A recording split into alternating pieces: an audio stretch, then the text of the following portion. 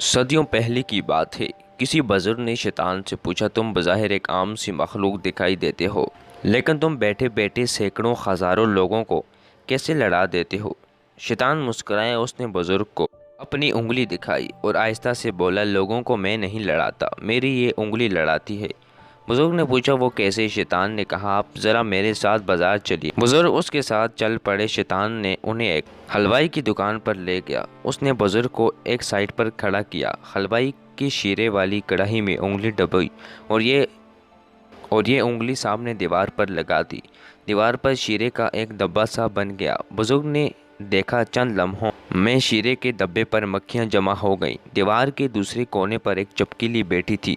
چپکلی نے مکھیاں دیکھیں تو وہ ان کی طرف لپکی۔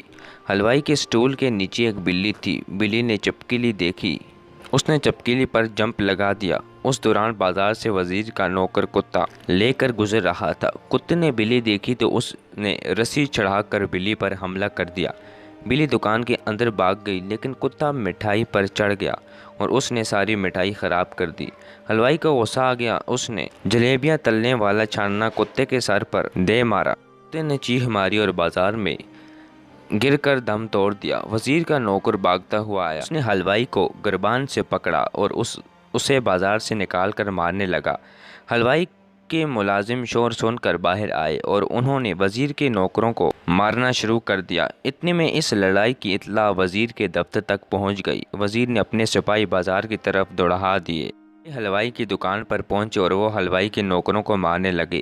یہ زیادتی دیکھ کر دوسرے دکاندار اپنی دکانوں سے باہر نکلے اور انہوں نے سپاہیوں کو مارنا شروع کر دیا۔ یہ لڑائی چند لمحوں میں پورے شہر میں پھیل گئی اور درجنوں افراد دیکھتے دیکھتے زخمی ہو گئے۔ بزرگ شیطان کے ساتھ کھڑے ہو کر یہ سارا تماشا دیکھ رہے تھے۔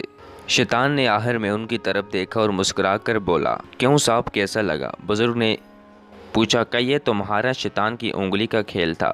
شیطان نے کہکا لگایا اور بولا، نہیں، یہ میرا غصہ، منافقت، حسد، انتقام کا کھیل تھا۔ بزرگ نے پوچھا، کیا مطلب؟ شیطان بولا، اللہ نے انسان میں غصے، انتقام، حسد کا جذبہ رکھا ہے۔ جب کسی شخص، طبقے، شہر یا قوم میں یہ جذبے بڑھ جائیں تو اس پوری قوم، اس پورے شہر کو تباہ کرنے کے لیے میری ایک انگلی کا دھبا کافی ہوتا ہے۔ بزرگ خاموشی سے سنتے رہے۔ شیطان بولا، دنیا میں یہی جذبے میرے گھر ہیں، اور جس شخص کے اندر یہ جذبے موجود ہوں میں اس کے اندر سے کبھی نہیں نکلتا۔